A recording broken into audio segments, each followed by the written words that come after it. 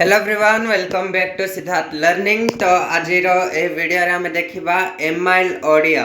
Okay, MIL Odia plus 2 board exam 2025 पई important long questions most selected. Okay, मु जेते के देबे से भीतर लॉन्ग क्वेश्चन निश्चित रूपे आसीबो 100% गारंटी। ओके, 99 नहीं 100%। ओके, 100% गारंटी ए भीतर सिलेक्शन जेते के दोछ से भीतर निश्चित रूपे क्वेश्चन आसीबो। ओके, तो आज वीडियो रे आम दबा लॉन्ग क्वेश्चन कहीं बहुत कम दिन रहा आमर प्लस टू बोर्ड परीक्षा। ओके, फेब्रुआरी 18 तारीख रु साइंस पिला मानकर एवं फेब्रुआरी 19 तारीख रु आर्ट्स कॉमर्स पिला मानकर एग्जाम स्टार्ट होगा जाउछि। तो पिला माने जोरदार प्रिपरेशन चलैछ। वर्तमान इंटरनल एग्जाम सरी सारिछ एवं साइंस पिला मानकर एवं अन्य प्रैक्टिकल सब्जेक्ट रो एग्जाम गुडिक मध्य सरी सारिछ। तो पिला माने बहुत जोरदार रे लेखा लेखि पढ़ा पढ़ी आरंभ कर देइचंती। प्लस टू बोर्ड परीक्षा पाई प्रिपरेशन स्टार्ट हो सारी। ठीक अच्छे, तो आम लॉन्ग क्वेश्चन दबा एमआईएल ओडिया रो। ओके, तो चलो बिना डेरी कर वीडियो को स्टार्ट करबा। वीडियो को प्रचुर मात्रा रे शेयर करंतु कहीं ना निश्चित रूपे जेतिके सिलेक्शन दिया जिवो ता भीतर क्वेश्चन निश्चित रूपे आसीबो। ओके, तो चलो प्रथम आम पद्य विभाग रो देखिबा। पद्य विभाग रो लॉन्ग क्वेश्चन केतेटा रहुची। ओके, प्रथम क्वेश्चन तपस्विनी सीतांक चारित्रिक महत्व प्रकाश कर। ओके, बा तपस्विनी सीतांक चरित्र चित्रण कर मोस्ट इंपोर्टेंट प्रश्न ए वर्ष जो पिला माने आर्ट्स नेच। ओके, आर्ट्स पिला मानक पय तपस्विनी रो पत्र पाठ बहुत इंपोर्टेंट लॉन्ग क्वेश्चन पय वर्ष। ओके, तपस्विनी सीतांक चारित्रिक महत्व प्रकाश कर। 2 नंबर तपस्विनी रो पत्र कवितार सार मर्म लेख।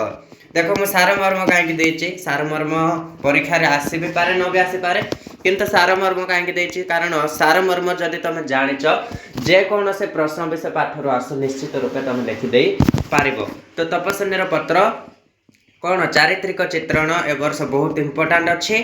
ता सत्वे कवितार सार मर्म तुम माने कौन प्रैक्टिस कर दियो, जो क्वेश्चन भी आसुची तुम करि पारिबो। खास करी आर्ट्स पिला मानक पई 100% गारंटी तपस्विनी पत्र आसीबार चांस अच्छी। ओके, नेक्स्ट पठित कविता अवलंबन रे बंदीर विरह व्यथा वर्णना कर। एटा कौन उभय साइंस एवं कॉमर्स पिला मानक पई। ओके, बंदीर विरह व्यथा वर्णना कर। ओके, परवर्ती प्रश्न वार्ता कवितार कवि वैप्लविक चेतनार परिचय दियो। ओके, एटा मध्य इंपोर्टेंट मुझे दौचे सब सिलेक्टेड प्रश्न। ओके, तापर आर्ट्स पिला मानक पई ही पुणी बड़पण कवितार सारमर्म लेख। ओके, बड़पण कविता तापर कवि किपरि धर्म रूपक बड़पण को अवलंबन करने को कहते वर्णना कर। ठीक अच्छे, एतिकी तापर जिबा गद्य विभाग को। प्रथम प्रश्न पठित प्रबंध रे प्राबंधिक अतीत उत्कलर जो स्मृति रमंथन करिसंती ताहाको उल्लेख कर। ठीक अच्छे, मोस्ट इंपोर्टेंट प्रश्न एटा 100%। ओके, आसीबार चांस अच्छे। आर्ट्स कॉमर्स साइंस कोठी भी आसी जाय पारे, किंतु आर्ट्स मानक पय बहुत इंपोर्टेंट अच्छे। ओके, नेक्स्ट क्वेश्चन पठित प्रबंध जन्मभूमि प्रति लेखकों का आत्मीयता। ओके, तथा नीलाचल धाम और कोणार्कर वर्णना किपरि करा जायछि। देखो नीलाचल धाम।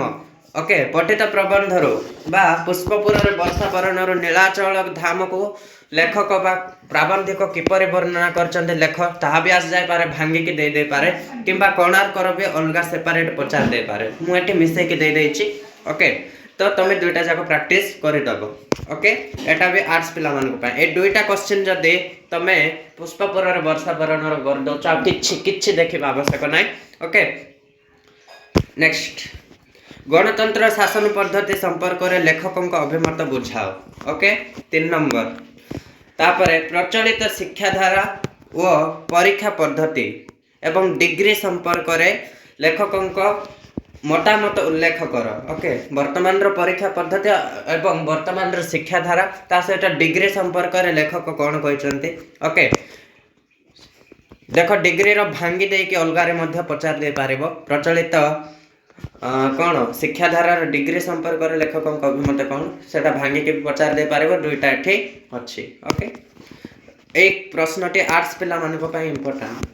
तापरे सेही पाठरो ही स्वाधीन देशर शिक्षा चिंतार शिक्षा को शेष स्थान रे न रखी शिक्षा को शेष स्थान रे न रखी शीर्ष स्थान देवा उचित वर्णना कर मोस्ट इंपोर्टेंट ओके तापर तीन टुंडरे छेली किपरि कुकुर रे परिणत होइथाए पठित प्रबंध रे आलोचना कर ओके एटा मध्य इंपोर्टेंट अछि तो ठीक अच्छे पद्य और गद्य एतिक इंपोर्टेंट आउ गल्प विभाग कौन सी लंग क्वेश्चन एवर्ष आसबनी गल्प विभाग केवल 1 मार्क 2 मार्क एवं 3 मार्क प्रश्न ही आसब गल्प विभाग कौन सी लंग प्रश्न एथर आसब नहीं ठीक अच्छे तो मु पद्य और गद्य लंग क्वेश्चन दे देछि ओके ए भितर क्वेश्चन आसब ग्यारंटी आसब जदि भी न आछि ओके तमे सार मर्म जति मुझे सार मर्म पढ़ जहाँ भी आसचे लेख ठीक अच्छे निश्चित रूपे ठीक हम से ओके